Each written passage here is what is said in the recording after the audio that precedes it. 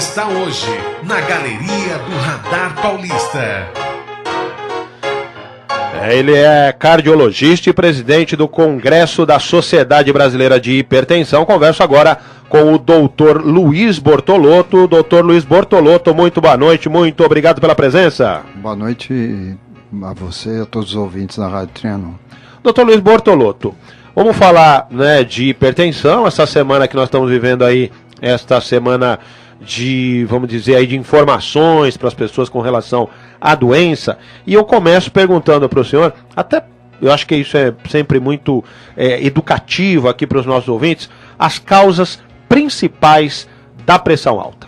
Bom, só para destacar, acho que vale a pena lembrar que o dia 26 de abril é um dia que foi criado, é uma lei e que determinou o dia 26 de abril o dia de prevenção e combate à hipertensão. Então, essa semana a gente faz toda essa movimentação para chamar a atenção de uma doença que é das mais importantes, 30% da nossa população tem hipertensão. Uhum. E os principais motivos que levam à hipertensão, o maior de todos é o genético. Então, se a pessoa tem pais hipertensos, tem grande chance de ter a doença a partir de uma determinada idade, a partir dos 40, 50 anos. Agora, tem os outros fatores que contribuem para ela aparecer mais cedo, se tiver a carga genética, ou mesmo quem não tiver nada de gene, não tiver parente com hipertensão, pode ter, se aumentar o peso. Então, a obesidade é uma causa importante, sedentarismo, o estresse excessivo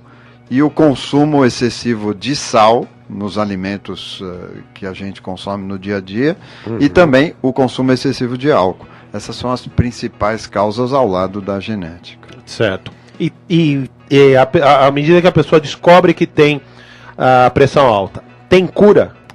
Tem controle, né? A cura no sentido de ficar sem a doença, se fizer algum tipo de tratamento especial, não existe, mas tem controle. O importante é saber que manter a pressão nos níveis que a gente considera aceitáveis e adequados, isso impede que a pessoa tenha as complicações da doença principais, que são as complicações cerebrais, o AVC, a demência, o coração, o infarto e a falha de batimento do coração, a insuficiência do coração e a insuficiência renal. Então, tratando a pressão, você pode impedir essas consequências. Uhum. Agora, em que momento as pessoas que, de repente, não têm ainda o diagnóstico, né, elas passariam a suspeitar de que tem a doença? Quer dizer, quais seriam aí os sintomas mais característicos? Tem que chamar a atenção porque 90% das pessoas que têm pressão alta não sentem nada. Então, o principal ponto é, saiba a sua pressão. Tanto que um dos pontos principais das campanhas internacionais é conheça a sua pressão arterial. Então, a gente pede que a partir de 18 anos de idade tem que ter uma medida de pressão, pelo menos anual, para a pessoa saber que é hipertensa. Agora, 10% tem algum sintoma. Então, tontura, dor de cabeça frequente, falta de ar, sangramento no nariz, pode dar um alerta para a presença da pressão mais alta. E no caso do diagnóstico, quer dizer, as pessoas... eu, pelo menos, eu fico imaginando que é simplesmente a pessoa fazendo ali uma medição constante de pressão. É por aí o caminho?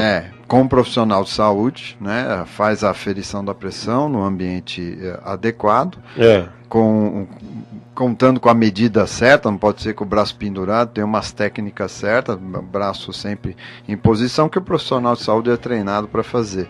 E em situações diferentes, com valor maior ou igual a 14/9. E aí a gente diagnostica a hipertensão.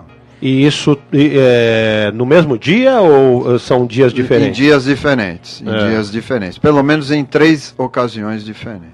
Tá. Agora, a pessoa que de repente vai medir, vai fazer essa aferição, como o senhor disse, aí chega lá, tem uma elevação de pressão, isso automaticamente já é então diagnosticado como hipertensão? Não, por isso que eu falei, tem que ter essas 3 medidas em situações diferentes. Tem indivíduos que a gente chama de hipertensão do avental branco, que se assusta com o médico ou o profissional de saúde, isso é comum, 20% das pessoas podem ter isso. E isso a gente tem que afastar esse efeito. Então tem que ter medidas fora do ambiente de consultório. Hoje a gente dispõe de aparelhos que fazem medida 24 horas da pessoa e em casa ela vai e faz essas medidas automaticamente faz. É um aparelho automático, chama Mapa, e esse aparelho mede e tem uma média de pressão nessas 24 horas e comparando com a do consultório a gente pode dizer que a pessoa tem hipertensão do avental branco. Aí não é hipertensão, é uma outra situação relacionada ao estresse. E esse aparelho é acessível de uma forma geral? A gente indica para essas situações que a gente suspeita de que a pessoa tem pressão alta só porque está na presença do médico, e aí a gente indica. E o SUS dispõe aí em alguns lugares para fazer esse exame, indicado pelos médicos das especialidades, dos ambulatórios especialidades e hospitais referenciais. E na clínica privada isso também tem. Tá. No caso aí do acompanhamento, né? Quer dizer, a pessoa então chega à conclusão de que efetivamente ela sofre de hipertensão, ela precisa ter uma frequência de verificação dessa pressão? Quando descobre, aí depende da gravidade da doença, pode ter uma maior ou menor frequência. Vamos supor uma hipertensão que não é muito complicada. Então o médico vai orientar o que tem que ser feito, em geral indica uma medicação para ser tomada. E aí tem que se fazer o controle no início até a pressão ajustar, pelo menos uma vez por mês no consultório, mas depois que ajustar essa pressão, 2 vezes por ano é suficiente para fazer esse controle. E no caso dessa aferição especificamente, quer dizer, em termos de números, quando é que uma pressão pode ser considerada alta? Maior ou igual a 14/9 ou 140/90. Nós médicos usamos 140/90 porque é a unidade que é milímetros de mercúrio. Mas para o povo em geral o valor é 14/9. E o que significa isso, por exemplo? O que é 14/9? Então, 14 é a pressão máxima que a gente chama, ou sistólica no nossa nomenclatura, que é a pressão exercida no momento que o coração bate, no momento que ele contrai. Então existe uma pressão que faz com que o sangue circule pelas artérias. Certo. Essa é a máxima. Que é o 14. Certo, seria. O 14. E a mínima, que seria o 9, ou a diastólica, é no momento que o coração está relaxado e está recebendo sangue para bater de novo, o vaso, se não tivesse essa pressão mínima, ele ia... porque acumularia ali. Ele cola, né? E eu faço sempre a comparação com a mangueira, porque é muito fácil. Então, quando você abre a mangueira, que seria a pressão máxima, aquela pressão que sai da água e que enche a mangueira, seria a máxima pressão da água na mangueira. Certo. Agora, quando eu fecho a torneira, o que acontece com a mangueira? A mangueira cola, né? Na maioria das vezes, porque fica sem nada dentro. Só que no nosso organismo não dá para colar. Então, porque tem que encher de sangue o tempo todo. E se colar, na verdade, é porque a coisa aí já... a coisa dá ruim. Se colar, para de ir sangue para o cérebro, para o coração, etc. Então, para não colar, existe uma pressão interna da artéria que não deixa colar. Essa é a mínima. Entendi. E quem é que está mais propenso a ter hipertensão? O homem ou a mulher? Então, existe uma pequena diferença a favor do homem até a menopausa na mulher. Depois que a mulher entra na menopausa, se equiparam. Então aí fica igual homem e mulher. Mas é um pouco mais no homem, porque a mulher tem uma proteção do hormônio antes de entrar na menopausa que dificulta um pouco mais dela ficar com a pressão alta. Entendi. Mesmo, por exemplo, no caso da mulher que já tenha uma predisposição, isso é apenas após a menopausa? Não, quando tem predisposição pode acontecer antes. E se a mulher, por exemplo, um dado importante da mulher que a gente sempre lembra é o uso do anticoncepcional. Então, se já tem um antecedente na família de pressão alta e faz uso do anticoncepcional, aumenta a chance de ter pressão alta. Principalmente os anticoncepcionais anticoncepcionais antigos. Os mais novos é menos. Ah, é? Mas os mais antigos, os de uso mais popular, que são distribuídos, tem mais chance. Uhum. Agora, eu estava, inclusive, ali acompanhando a conversa aí sua com, inclusive, o nosso diretor aqui, o Ricardo e tal, e ele falava ali de uma questão também de, às vezes, de insônia e tal. Tem essa relação também, né, doutor, entre insônia e pressão alta? A gente tem estudado muito isso lá no hospital, em Quara, onde eu trabalho, essa associação de distúrbios do sono e a pressão alta. Então, existe o distúrbios do sono em geral, a pessoa que dorme pouco tem mais chance de ter alteração dos vasos, e isso pode levar à pressão alta, e a apneia do sono é o principal, que é uma situação especial em que a pessoa, durante a noite, em alguns momentos da noite, para de respirar. E isso se chama apneia do sono, que dá muito em pessoas obesas, mas pode dar em pessoas não magras também, em pessoas magras. Uhum. E isso causa alterações no organismo, em vários setores, nos vasos, no sistema nervoso, que acabam gerando a pressão alta na pessoa. Entendi. No caso dos tratamentos, quais seriam aí os tratamentos básicos ou os tratamentos mais modernos também com relação à hipertensão? O tratamento que é para todo mundo que tem pressão alta, desde os mais leves aos mais graves, é o hábito de vida saudável. E aí inclui redução do sal para 5 gramas por dia. 5 gramas por dia daria 3 colheres de café rasa para pôr em toda a comida durante o dia. Uhum. E evitar os alimentos que tem muito sal, como molho pronto, macarrão pronto, aqueles temperos. Todas essas latarias aí, isso, embutidos, embutidos. Fazer atividade física regular, Uhum. 30 minutos, 5 vezes por semana, ou 3 vezes por semana, 50 minutos. O Uhum. total tem que ser 150, só não pode ser 150 tudo junto, que aí não dá certo. Uhum. E perder peso, se a pessoa for obesa, ou manter o peso normal, né? E evitar o estresse, como você falou, um monte de notícia que você deu aí agora, a gente vai ficar estressado, mas no trânsito, mas saber lidar melhor com o estresse. Mas aí o senhor está tirando minha audiência, porque o pessoal que está ouvindo aqui vai falar, olha, amanhã eu não vou nem ligar na da polícia, porque dá muito estresse aquele programa. Não, pode ouvir, porque dá muito vai estresse. Muito bem, o programa está muito bom.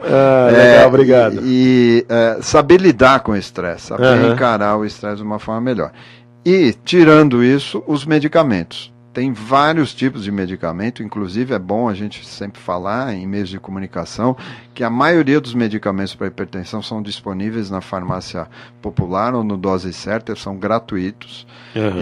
E dá para tratar a maioria das pessoas com pressão alta com esse tipo de remédio. E o remédio, o médico define qual é o melhor remédio, e o remédio tem que ser para a vida inteira. Esse que é um ponto importante. E toma todo dia o remédio? Todo dia, a vida inteira. Não tem não é outro jeito. Não é fácil. E você falou de mais moderno, a tendência hoje, em alguns países, e está chegando, aqui no Brasil já tem, mas ainda não tão difundido, é ter no mesmo comprimido vários tipos de remédio que controlam a pressão. Com isso, a dose é menor, é pequena, e com isso você diminui a chance de ter efeito colateral e é mais fácil tomar. Em vez de tomar 5 remédios por dia, toma um só. Já tem essa... Já tem a combinação. Essa é a tendência. Eu acho que o futuro do tratamento da hipertensão é concentrar o número de medicamentos em um comprimido só. Mas já alguma previsão também? Não, já tem. Isso já tem. Aqui no Brasil já tem. Só não tem disponível assim na rede pública ainda esses que eu falei que são gratuitos, tem que combinar. Mas já existe projetos de, mesmo na rede pública, ter esse tipo de remédio. E quais seriam os efeitos colaterais principais? Né, já que o senhor inclusive falou que há essa possibilidade aí dos efeitos colaterais, né? Efeitos colaterais, se existir remédio sem efeito colateral, nossa, não tem, né? Não existe. Mas quanto mais a dose mais alta, mais a chance. Depende do tipo de remédio. Alguns dão mais tontura, outros dão inchaço nas pernas, outros dão tosse. alguns podem levar a perda de libido, impotência em doses muito altas. Mas aí o médico define qual que é o melhor para cada Isso paciente. vai havendo ali uma conversa com o médico até acertar o melhor medicamento. É isso que a gente sempre fala. Infelizmente, eu não olho para um doente e falo, ó, para você o melhor remédio é esse. O tratamento da hipertensão, a gente fala que é no teste, né? No teste, modo de falar, porque a gente dá o remédio, se der certo, controlar a pressão sem efeito colateral, esse fica. Agora, a gente ouve muito, né? Principalmente como o senhor acabou de dizer, precisa tomar todo dia e tal. Hora ou outra você ouve aí as pessoas que às vezes precisam tomar remédio dessa forma e falam, quero nem saber, hoje eu não vou tomar nada disso. Isso aí me dá dor de cabeça, hoje quero tomar minha cerveja, não quero nem saber de remédio. O que pode acontecer com essa pessoa que não tratar devidamente a hipertensão, por exemplo? Primeiro que ela não controla a pressão. E o não controlar a pressão sobrecarrega os órgãos nobres do organismo, que a gente chama, que é cérebro, coração e rim. E aí ela corre o risco de ter doenças sérias nesses órgãos. Então, pode ter insuficiência dos rins, chegar, caso até de precisar para diálise, o AVC, que é a principal complicação da hipertensão, até demência hoje está associado à hipertensão, e no coração o infarto e a dilatação do coração com insuficiência cardíaca. Então tem que tratar. Eu sempre falo para os pacientes, que eu acho mais fácil, é como você comprar um seguro, o remédio. Você não quer usar, quer dizer, o remédio você tem que usar, mas você paga o remédio, no caso, e para não precisar usar. Então o tratamento é a mesma coisa, eu estou pagando, porque a pessoa não sente nada, pagando o modo de falar, tomando o remédio para não ter lá na frente complicação. É isso que sem dúvida, sem dúvida. E o sal, por que o sal, até o senhor falou aí agora há pouco de redução e tal, por que o sal aumenta a pressão arterial? Tem vários mecanismos, mas o principal é porque o sal ele retém mais líquido, e isso mais líquido retido dentro da circulação faz aumentar a pressão, principalmente na hora aquela que eu falei, a máxima, né, quando o coração bate, e também entra o sal dentro da parede do vaso e torna a parede mais rígida, e isso faz aumentar a pressão. Tá certo. Eu acho que de uma forma geral a gente deu aqui acho que deu uma abordagem uma boa abordagem, e apenas eu gostaria que o senhor finalizasse justamente fechando aí com alguma dica em especial para prevenção, né, da doença, já que justamente nesta semana a gente está vivendo aí esta semana da hipertensão. A gente pode aproveitar o slogan da campanha da Sociedade Brasileira de Hipertensão, que é o prazer da superação, e uma vida mais ativa para ter menos pressão. Então, só pegando o gancho da Olimpíada, a gente pode fazer uma atividade física regular, ter uma vida saudável, hábitos de vida saudável, manter o peso. Então, isso tudo faz parte de um pacote de prevenção dessa doença. Sem dúvida nenhuma. Eu aproveito para agradecer demais aqui a presença do Dr. Luiz Bortolotto, que é cardiologista, presidente do Congresso da Sociedade Brasileira de Hipertensão, né? E gostaria de contar com novas participações suas aqui, com aulas como esta aqui que o senhor nos deixou aqui. Muito hoje. obrigado. Tá bom? A gente que agradece. Vamos seguir aqui, Nildo Neres. Vamos às últimas notícias. Tem sequência.